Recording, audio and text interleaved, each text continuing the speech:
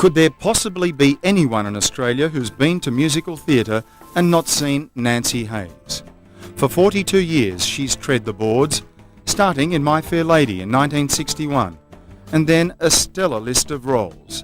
Sweet Charity, Pippin, Irene, Annie, Chicago, Guys and Dolls. A galaxy of starring roles. And hers really is the dream come true break into the business. She was an understudy to an American in How to Succeed in Business. And sure enough, the American went home and Nancye was thrown into the role and stepped up. And who'd have thought the lady with the $1 million legs spent a year wearing a caliper as a little girl and needed surgery to correct a limp. If it's happened in Australian musical theatre, she's danced it, sung it, performed it, or directed it.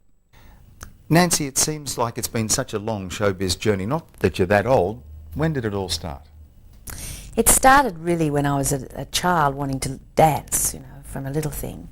But professionally, I started at 18 in My Fair Lady with Bunty Turner and Robin Bailey and people like Stuart Wagstaff. I was in the ballet. And at that stage, that's all I wanted to do. I just wanted to dance. I never thought I'd go on to become an actress and a singer and all the other areas of my career. But it was a wonderful start, Fair Lady, because it was a great show and we were feted all over Australia, everywhere we went. And you had to learn the discipline of the theatre, which was very good for me at that early age, too. So we're talking early 60s? We're talking 1961, yeah.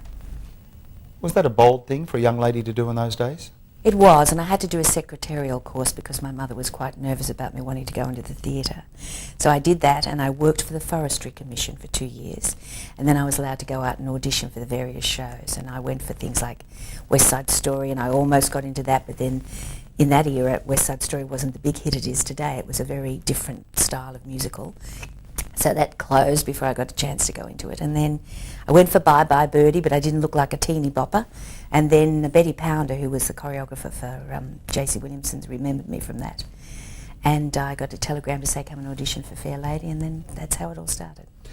And I remember reading somewhere that it was an incredibly disciplined company in those days. For example, a young lady couldn't leave the stage door without her gloves on. Gloves and hats everywhere we went. When we toured Australia, we toured on the trains, and you had to make sure when you got off the train you were looking good for the newspaper cameramen and everything. No, it was a very, very strict discipline. And were the appearances so important then because television hadn't quite taken off and you were the nearest thing to big-time entertainment? I would think so. People waiting at the stage door to see. And I still believe it's nice to see people leaving the stage door looking good, because people pay big dollars and it takes away the magic, I think, of what they've seen on the stage. I think it's nice for people to come to stage door and say hello to performers. It doesn't happen so often now, but I think it's a nice thing, particularly for kids, to introduce them to the theatre and to all aspects of it. So Nancye, when did you make the transition from the chorus line to become big star? Well, after Fair Lady, I did a show called How to Succeed in Business, and it was the policy of J.C. Williamson's then to always have imported artists in the leading roles, and we had 6 wonderful American performers. And I was understudying a role called Hedy LaRue, the office sex pot, I suppose it was a good way to describe her. Very shapely miss that turns up and has no secretarial skills whatsoever, which was the opposite to me. But I was understudying that, and the Americans kept saying to the Australian company, well, we think this girl has great comedy timing and why don't you give her a go? So when the American girl went back after her contract, I took over. So that put me into the next level. And then my big break really was Sweet Charity, which was 1967.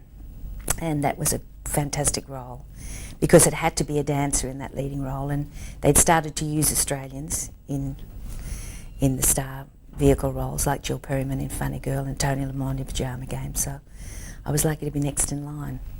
Yeah, I certainly remember growing up in that era going to theatre. You're right. There were always Americans cast in the role. And it must have been a big breakthrough to finally start seeing Australians taking these lead roles. Absolutely, because they'd always played supporting roles, and I just think that it was good.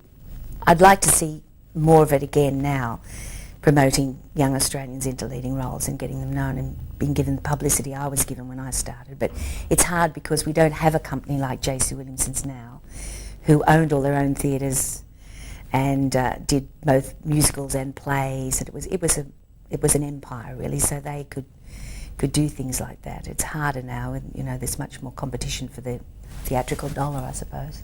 Was there a concern that Australians, of course, being local, didn't have the same pulling power as someone Absolutely, from America? That we couldn't be as good as someone from the West End or Broadway. But a lot of the time we weren't getting the stars from those places. We were getting people that were understudies or up-and-coming people, certainly, but they weren't names. Now we tend to get names coming out, so you know that you're going to see someone who has paid their dues like everybody else. You've often said that you're a dancer first and then actor, singer second. Why do you say that? Well, I feel very comfortable as a dancer. I think you're in the musical theatre today, you've got to be what we call a triple threat. You've got to be able to sing, dance and act. But you'll always feel more comfortable in the one that it comes most naturally to you. And I suppose that's where I've always felt very comfortable. But you have to top up the other skills, you have to keep working at it. After all these years, you have to still keep working at it. You must have some wonderful stories from backstage after all these years. Oh, look, there are, but it's terrible. When you're interviewed and you ask about these stories, you can never think what they are. But, there are times when, something happens and you really can't help laugh, not trying not to laugh, but you have to laugh. And they're usually the worst stories, but they don't retell so well. Yeah. I've done things like walk out a door and walked into a cupboard instead, and then had to come out again and make another exit and all those sorts of things. Yeah. But no, it's funny. They kind of drift away after the years. Nancye, some of the best dinner party stories, of course, about theatre are when things go wrong. When things go wrong, all this wonderful technology we have, when that goes wrong on stage, you really have a big problem, because once upon a time they could just, the stage hands would run on and pull a flat off or whatever, but now we have got all this automation, so when that grinds to a halt, we all grind to a halt. Yeah, I wanted to ask you about that, because we've seen a very distinct change in theatre. Once upon a time the shows sold on the talent of the people on the stage and not too much else. Do you feel as though we've become too reliant on technology? Well, it's been fantastic, and I mean some of the sets you see now are absolutely brilliant. But I do think that we're losing a little bit of the personal touch every now and again when you're taken over by the technical side of things. We just have to keep the balance there. Mm-hmm. Mm-hmm. Nancye, what about now? Obviously you're still involved in Cabaret. What else are you doing? Yes, I've been doing Cabaret. I've been working at various performing arts places like Western Australian Academy of Performing Arts, and I go up to Mackay. I'm an industry mentor with their music theatre course. I work at the NIDA Music Theatre Open program. I'm doing some cabaret. I created a show about 10 years ago when the Tilbury was still running, and that's been a wonderful thing. Means I can revisit all the roles I love, like Charity and Roxy and Chicago and Miss Adelaide and all those things. I can get up and do those numbers again. I don't have to wait for another. All the shows that I did, of course, are coming around again and again and yet again. Yeah. So I can revisit them and still hold on to that personal thing. Obviously, having played those roles. Yeah, obviously you form an attachment with some of these characters that you played. You do, very much so. And it's very hard when I go and see something like Chicago, because a lot of people sit watching me watching it, so it's very hard. But I've loved all the revivals, and I think it's fantastic too. They're great shows, and they should come back again. Yeah, Chicago's an interesting one, isn't it? Because that's really enjoyed an amazing revival, and you did it so many years ago. We did it in '81, yes. I did it with Geraldine Turner playing Velma, and we had a huge success with that. It was thrilling because it was only going to be 6 weeks at the Opera Theatre, and then you just couldn't get near it, and we transferred to the Royal, and then we went to Adelaide, and we went to Melbourne, we came back to Sydney. Then we went to the Hong Kong Festival of Arts, and it was, about 2 years by the time we'd finished doing it. What was supposed to be a 6-week run. Great show, though. I saw that in America when I do these busman's holidays to America and go and see shows. And I saw it and I met Gwen Verdon, who was the original Sweet Charity. It was just amazing to go back and chat with her. And she said, "Oh, I know you. I read all about when you did the show." And it was wonderful. When you travel like that, I know we all often say of our own productions, they're as good as the one in the West End, they're as good as the one in Broadway. Are they really? Yes. When they're good, they're good. They really are. And I think our standard here is terrific. We have some wonderful young talent, really wonderful. And we've got to promote it, and we've got to, make sure that it's showcased and it's seen, because there are some terrific performers out there. And they're getting great training. They're getting terrific training. They understand the history of theatre. They understand all the things that are required. They have the best of tutoring in all the areas. So we have to keep them on those stages and on television and in film. And Nancye, of course, London has its West End. There's Broadway in New York. Do you think that in Australia we don't really have a theatre precinct because there's not one place where all the theatres are? The closest we have is Melbourne, I'd say, because when all the theatres like The Princess, The Comedy, Her Majesty's, in those days when they were all live, you'd walk down Exhibition Street and everyone would be, you'd be greeting so many different actors and the talk was what's happening and who's doing what and what's coming up and the whole thing. I think we miss that. I really do. There's not a place to congregate, sort of thing, and that exciting thing of all the theatres being around in the one area. You're right there. It's a shame we don't. Nancye, of some leading ladies, you've often said, now she is a dame, but you very modestly never describe yourself that way. No, I don't know whether it's because I came from the chorus, once a chorus girl. I've certainly been treated very well. I've been treated like a star by everyone I've worked with, but I don't see myself in that way. I'm very much a company member. I enjoy visiting everyone in their dressing rooms and sort of being part of the whole production, and it gives me much pleasure to have the younger people around me too. I think they keep you on your toes. Have you ever worked with a leading man that you didn't get on with or that you had difficulty with? Not really. I don't know whether you have to fall in love with your leading men for that to happen. But there are some legendary stories, aren't there? Oh, there are, of people that didn't get on at all. Dreadful stories, but our life's too short for that. I think you've got to find a way to work it out. What about television? I haven't done much television. I've enjoyed what I have done, particularly The Dismissal and being guest in things like Blue Heelers, and I did a short stint on Home and Away, which was quite extraordinary because I'd never really been recognised, and only being on Home and Away for a month, I suddenly had young girls pointing and giggling when I was getting on buses, and I'd think, oh, what's the matter with me? What's happened? And they go, you're in. They circle you like almost like a little sharks. They circle around until I get, and they say, you're in Home and Away, aren't you? And you go, yes. I told you it was her. It was quite an experience. I couldn't believe it. Nancye, you certainly came through an era where there were a group of leading ladies like yourself, the Tony Lamons, the Judy Kennellys, and some of the other names that you've mentioned. We don't see that so much these days. Is that because we're not doing as much theatre? I wonder. Sometimes it's because with a lot of these shows, the show is the star. Do you know what I mean? They don't build people so much. So unless they get good publicity and they're great performers and you go and you get your program and say, who is that? We don't see their name in front of us a lot. I mean, certainly Marina Pryor is a wonderful star, young star, and Anne Woods, who's doing Mamma Mia, but the name has got to be up there, and I just think sometimes we don't see that name enough, or put the two together. I guess what I mean is they're coming through one at a time. Clearly, Nikki Webster will be is already a star, but will be a star in her adult life.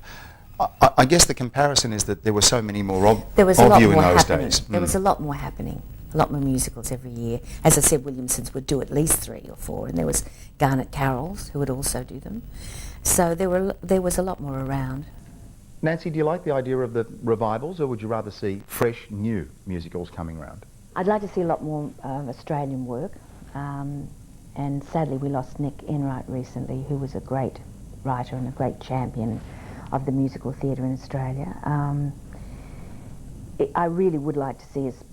But you see, musicals are very expensive to put on, so we have to workshop these musicals as they do overseas.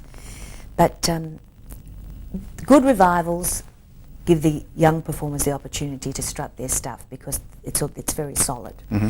But I think if we can do a little bit more, balance it up a bit with some original work to create your own role. I mean, you get, for years we always got the overseas recordings, so you knew the style it was going to be, and often to get into the show you'd try and copy and try and sound exactly like the person who was playing the role overseas. Well, that is in fact what Australians did. They did. developed the American accent. Well, we could do British, we could do American, we could do all sorts of things because we had to get the job.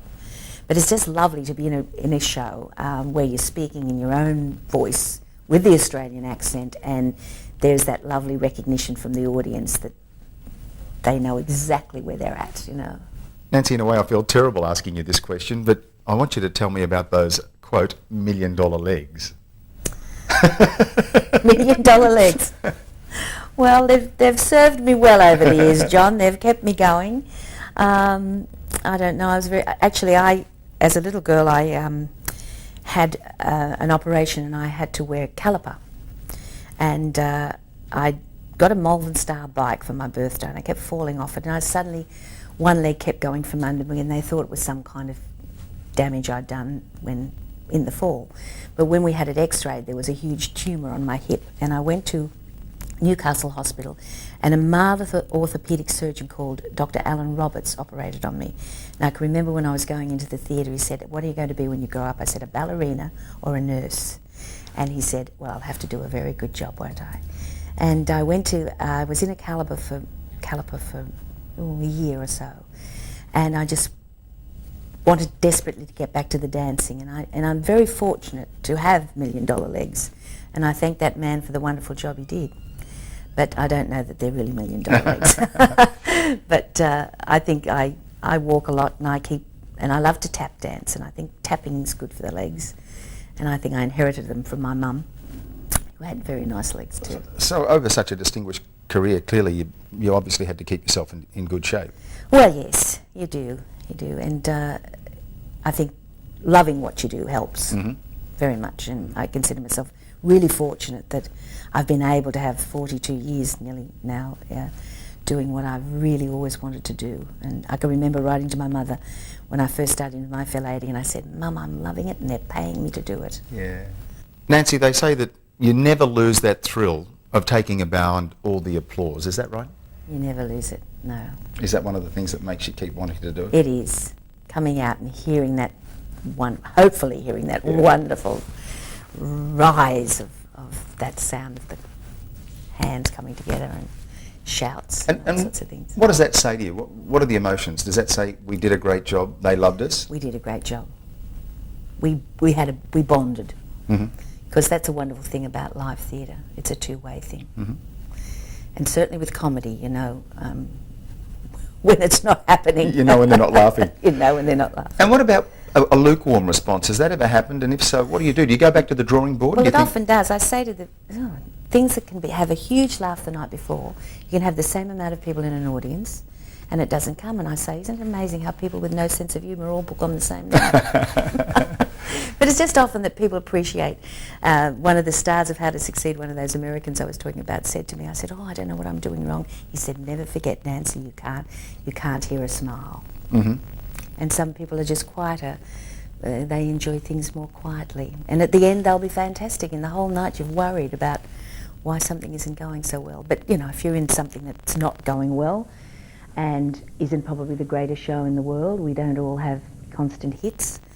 You just have to hold on to that theatre discipline of doing the best job you can, because that person has paid their money to see the show, and if you believe in it and you're being paid to do it, you do it to the best of your ability. But it's much nicer to be in a hit. Yeah, of course it is. Look, Australian audiences, I guess, generally are pretty good, aren't they? I know I've been to shows in Europe where individuals who haven't done well have been booed. The Europeans will do that.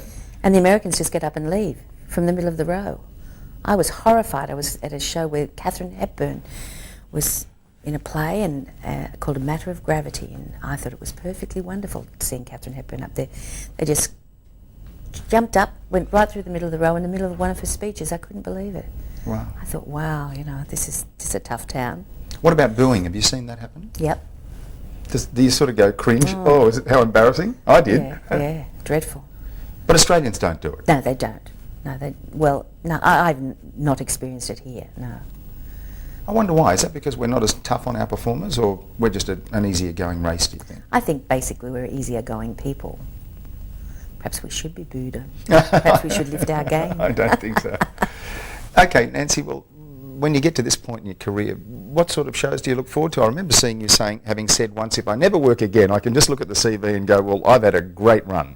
I have had a great run. I've had some terrific roles, and I don't say that nothing will ever come along again, but if that was the case, I'd have to say I did very well and really loved Charity and Roxy and Miss Adelaide and Nellie Lovett and all those wonderful people that I've had the opportunity to play, and in the straight plays as well. You know, I did Steel Magnolias and Glass Menagerie and Stepping Out and all those plays. They were all lovely roles. Nancye, are there any roles that you haven't played that you really would like to do before you decide to hang up the boots? They don't write the kind of leading lady vehicles anymore.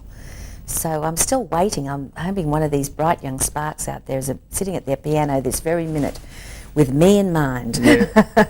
Now, when you say they don't write them like that anymore, it sounds like a cliche, but obviously you've noticed in your work in the theatre that the style has changed. It constantly changes. You get the sung-through musical like Phantom of the Opera and Les Mis, basically. You get the Cats era, and now we're going into Beauty and the Beast, Lion King, Mamma Mia, the big hit at the moment. I mean, they're very different to A Sweet Charity. Or there's not a lot of book shows anymore, what I call good, solid dialogue shows that go into song. And I love the book show because I think it allows the performer the whole gamut of what they do. And I guess the lead roles have homogenised a bit, haven't they? Once upon a time, a lead role would be moulded by a particular star or person. Yeah. Nowadays, they're very interchangeable. Yes, they are.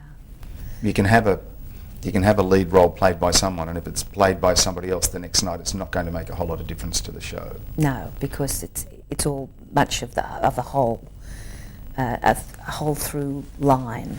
Yes, because like in the big shows that run for a long time, they have to have first and second understudies, and they have to have rostered days off, which had never happened when I was, unless you broke a leg or lost your voice, you actually went on. But have you enjoyed moulding characters to your own self? Because clearly you would play a character differently to somebody else, and does that give you a thrill when you feel as though you've put your stamp on it? Oh yes, of course it does. Especially if it works, I suppose. Especially if it works, exactly. And someone says, oh, I really liked your performance. I saw the American girl and I saw the English girl, and you go, hey, good. Yeah. So Nancye, let's look ahead. Will you keep dancing until those $1 million legs don't hold you up anymore? I will. I'll keep working on those legs, and hopefully I'll be able to step out again on stage and show the pins. Do you think that, obviously people like yourself are clearly role models, do you think that young Australian girls want to do it as much as young girls like you did? Yes. 40 years ago? I'm meeting a lot of them. And as I said, I've recently been over at WAPA, which is the Western Australian Academy, and just when I wasn't working on the show that I was directing, we would sit around and they want to hear about, the era that I've come from. And I feel a bit like a dinosaur because I say, they say, when did you do that? And I say 1966, and their eyes glaze over a bit and think I wasn't even born then. But it's terrific that they want to know about it. It makes me feel good, and I hope it gives them the love of it that will stand by them through tough times. And in these days, I mean, I know the romantic answer that you'll give me, but let's look at it critically. In these days of cineplexes and computer entertainment and really some high-tech diversions, do you think the future of theatre is secure? I don't think the future of anything is secure, but the one thing about theatre has survived a lot of things. And I think while there is that love from an audience and that love from a performer to come together in the one place and share that experience, it will survive. But it's going to have some tough times. And we have to find ways of getting the people away from the computer and back into the theatre to have that one-on-one experience. Nancye, before we wrap it up, you were honoured recently with This Is Your Life. Was that a bit like sort of seeing your life flash before your eyes? It did, and I thought it was Barry Otto. I was doing Showboat at the time, and Mike came out onto the stage with the red book, and this roar came out. In fact, the curtain didn't come down, and I was going to give some dance awards that night, and I'd promised I would get there to give this particular award, and the curtain didn't come down, and we were bowing, and I said to Barry, look, I said, something's happened to the mechanism on the curtain, so we'll just wave and leave. And it was like he'd gone deaf. He wasn't listening to me at all, and I'm saying, just wave and walk off. Then suddenly this roar came out of the audience as it was very obvious it was This Is Your Life, and I thought, oh, it's Barry Otto, and I'm standing there smiling at him, and as Mike walked up, he stepped back, and Mike said, Nancye Hayes, This Is Your Life. Well, my knees went from under me. They just went... I couldn't believe it, because I had no idea, and I know everyone says I just couldn't believe it, and I don't know how my husband possibly did it all. He said he thought I would think he was having an affair, because every time I walked in, he'd be on the phone and he'd hang up. And I said, I hate to tell you, it never entered my mind. It's awful. It's a lovely honour. Now that you've had a This Is Your Life, and now that you can reflect on 40 years, is there some way that you'd love Australian audiences in particular to remember you? I don't mean the corny epitaph, but is there something in particular that you'd like to be remembered for or by? Well, that's a hard one, you know. Sometimes I ask hard ones. I think I'd like to be remembered for someone that gave them a happy time. You certainly done that. A that. good memory. Plenty of them. More to come too, I hope. Thanks, I Nancye hope so. Hayes. Thanks, John. A true star, but as she says with her characteristic modesty, you can't take the chorus line out of the girl. Someone who wanted to give people a happy time. She certainly starred in that role. Nancye Hayes, in the first person.